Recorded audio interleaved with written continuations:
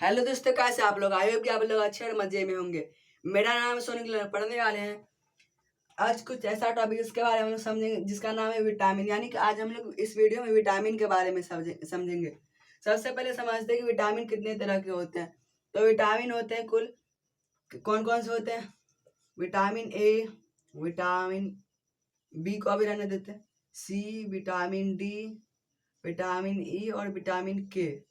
और उसके बाद फिर vitamin B1, B2, B3, B5, B6, B7, B9 और B12। 1 2 3 4 5 6 7 8 9 10 11 12 13। कुल मिलाकर कितने होते हैं विटामिन? 13 तरह के विटामिन होते हैं। कौन कौन से? A, B1, B2, B3, B4 नहीं होता, B5 होता है, B6, B7, B9, 8 नहीं, B9, फिर 10 नहीं, 11 नहीं, B12।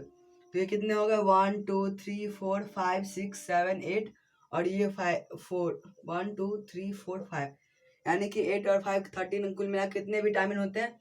13 विटामिन होते हैं।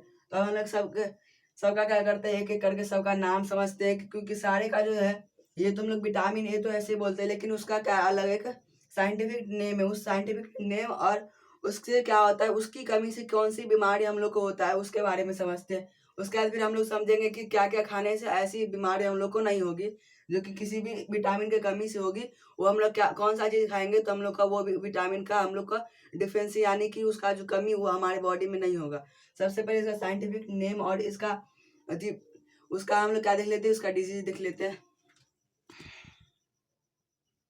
इसके बाद क्या है, सारे विटामिन के नाम। जैसे कि सबसे पहले विटामिन ए का नाम क्या है? रेटिनॉल। उसके बाद विटामिन B1 का, B2 का सारा क्या है? अलग अलग है। विटामिन B1 का क्या है? थियामिन। उसका विटामिन B2 का क्या है? विटामिन B2 का है रेबोफ्लेविन। उसके बाद विटामिन B3 का है नियासिन है। उसका विटामिन B5, विटामिन B5 का क्या है? Pantothenic acid. उसके बाद विटामिन B6 का है पेरिडोक्साइन। उसके बाद B7 का है बायोटिन। उसके बाद B9 का है फोलेट, जिसको क्या फोलिक एसिड भी बोला जाता है, फोलिक एसिड।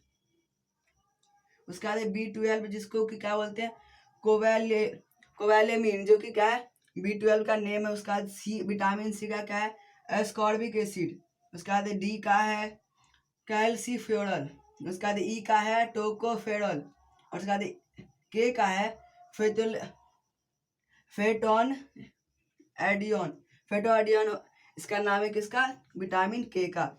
इसके बाद क्या? इसका डिफेंसी डिजीज। और इसके बाद जो कि इसकी उसका सोर्स बताते हैं, जिसमें क्या मिलता है। सोर्स में क्या होता है, जिस जैसा भी सोर्स उसमें क्या होता है, विटामिन कौन सा विटामिन पाया जाता है कौन से सोर्स में, अब हम लोग उसके बारे में समझते हैं। इसके बाद क्या है? विटामिन A, B, C और डी का जो कि क्या है, चारों का क्या? डिफरेंसी डिजीज, यानी कि उसके कमी से कौन सा डिजीज, यानी कि अगर विटामिन ए का कमी हो जाएगा तो उससे कौन सा डिजीज होगा, बी का कमी होगा तो सी का होगा तो, और डी का होगा तो यहाँ पर कौन सा डिजीज हम लोग को हो सकता है। इसका कौन कौन सा डिजीज है? अगर विटामिन ए का कमी होगा तो वहाँ पर क्या आ जाएगा हम लोग को वहाँ पर हो जाएगा नाइट ब्लाइंडनेस। यानी कि जो क्या होता है रात को यानी कि अंधेरे को क्या होता है, अंधेरे में नहीं दिखता है, उसको बोलते हैं नाइट ब्लाइंडनेस। जो कि क्या होता है, किसकी कमी से? विटामिन ए की कमी से हो जाता है नाइट ब्लाइंडनेस, जिसमें कि हम लोग को अंधेरे में नहीं दिखता है उतना अच्छा से। वैसे तो किसी को नहीं दिखता, लेकिन उसमें क्या होता है एक थोड़ा सा भी हल्का भी नहीं दिखता है। और उसके बाद विटामिन बी से क्या होता है? बेरी और अनेमिया।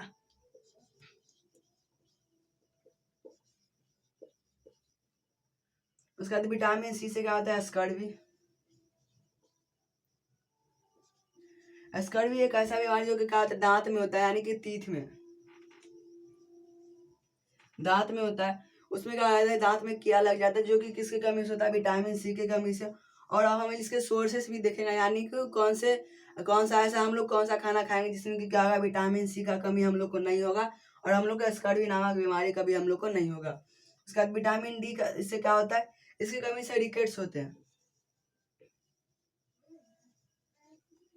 रिकेट की कमी से, रिकेट कैसे होता है, ये विटामिन डी की कमी से होता है। और इसमें क्या होता है, इसमें जो होता है जो पैर और हाथ की जो हड्डी होती है, हड्डी क्या हो जाता है, टेढ़ा हो जाता है। जैसे हम लोग का पैर क्या होता है, स्ट्रेट होता है, तो उस टाइम में क्या हो जाता है, हल्का टेढ़ा हो जाता है, बॉल शेप का हो जाता है, यानी कि हल्का सा टेढ़ा हो जाता है। यानी कि यहाँ पर क्या होता है, हड्डी कमजोर हो जाता है, सीधा सी बात है। रिकेट्स में क्या होता है, हड्डी कमजोर हो जाता है। तो आई होप आप लोग यहाँ तक समझ आ गया होगा। इसके बाद हम लोग देखते हैं कि किस सोर्स में कौन सा विटामिन मिलता है, उसके बारे में हम लोग देखते हैं। इसके बाद हम लोग क्या देख लेते हैं, सबसे पहले कुछ सोर्सेस देख लेते हैं। जैसे कि विटामिन ए की अगर किसी को कमी होती है तो सबसे पहले उसको क्या लेना चाहिए, फिश मिल्क, एस्पिंच यानी कि फिश यानी मछली, मिल्क यानी दूध, एस्पिंच यानी कि क्या होता है, पालक। उसके बाद कैरोट यानी गाजर, पपाया यानी पपीता। इन सब में से अगर कोई भी एक भी सोर्स अगर हम लोग उसको क्या करते हैं, इंटेक करते हैं, तो क्या होता है, हम लोग को विटामिन ए की कमी हम लोग को उसमें नहीं होगी। क्या विटामिन बी में क्या है, मिल्क यानी कि यहाँ पर दोनों क्या है, सेम है। उसके बाद एग है, लीफी वेजिटेबल यानी कि पत्ते वाला वेजिटेबल। उसके बाद होल ग्रेन यानी कि जैसे कि राइस, व्हीट, ये सब होल ग्रेन है, तो ये सब हम लोग को खाना चाहिए, जो कि हम लोग लगभग खाते ही हैं डेली लाइफ में। उसके बाद विटामिन सी की कमी से, विटामिन सी किस में मिलता है, ये होता है खट्टे फ्रूट्स में, जैसे कि lemon, orange, tomato, guava, mango, इन सब में क्या होता है, विटामिन सी होता है। उसका डी में क्या होता है, डी मिल्क में होता है, एग में होता है, बटर में होता है, चीज में होता है, यानी कि दूध, अंडा, बटर यानी मक्खन, और चीज यानी पनीर, इन सब में होता है। तो यहाँ पर सारे में मिल्क, यहाँ पर भी मिल्क और यहाँ पर भी मिल्क, यहाँ तीनों कॉमन है।